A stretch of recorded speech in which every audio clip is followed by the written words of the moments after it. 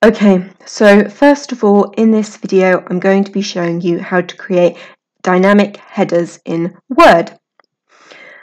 Now, the first thing I'm going to be doing is creating a title. In my case, it's going to be Chapter 1, New Threats to the Ozone Layer. And then I'm going to format this as a heading. Then I'm going to insert some random text. Then I'm going to create a second heading, and this one is going to be called Chapter 2, the Asian Monsoon, and I'm also going to format that as a heading.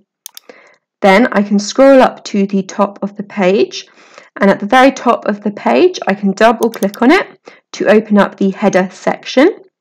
Then I'm going to go to Document Info and Field, and then scroll all the way down to the bottom and select Style Ref, and then I'm going to select Heading 1 and then OK.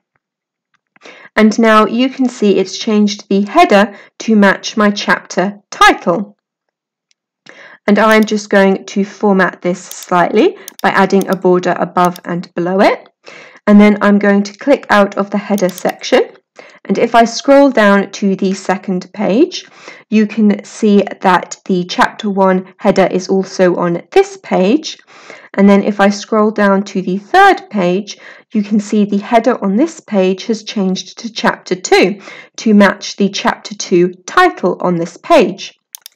This means that you can create a header for the whole of your document, and then it will automatically change to match whatever section is on each page.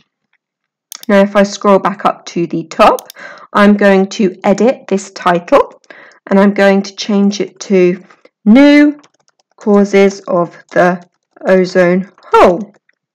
And you can see that the header has automatically changed to match the new title. This means you can, at a later date, change your title if you want to, and you don't have to worry about remembering to change the header as well, because it will automatically change. Now, if I click back into the header section, there are a couple of different options in here.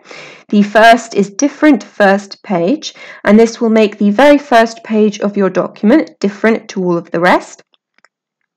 And this can be useful if you're planning on having a title page, because you obviously wouldn't want a header on that page. And then the next option is Different Odd and Even Pages. And if I select this and then close header, I can then scroll down to the second page and you can see there's no longer a header here. I can now create a new header and make it different to the other one. And in this case, I'm going to go to Insert Alignment tab and right align it, and then do the same thing I did before. So go to Document Info and Field, and then scroll down and select Style Ref, and then select Heading 1 and OK. And then I'm going to format this one again with a border above and below. And this can be useful if you're planning on printing your document and binding it as a book or a leaflet. Then you can have different things on the right and left hand side pages. Now, if I scroll back up to the top here, I can also have different things on the right and left hand side of my header. So if I go to Design and Insert Alignment tab and Right Align, I can now put something different on this side. For example, I can add in a page number. And then if I go back down to the second page, I can also add a page number here on the opposite side. I can also, if I want, delete all of this text .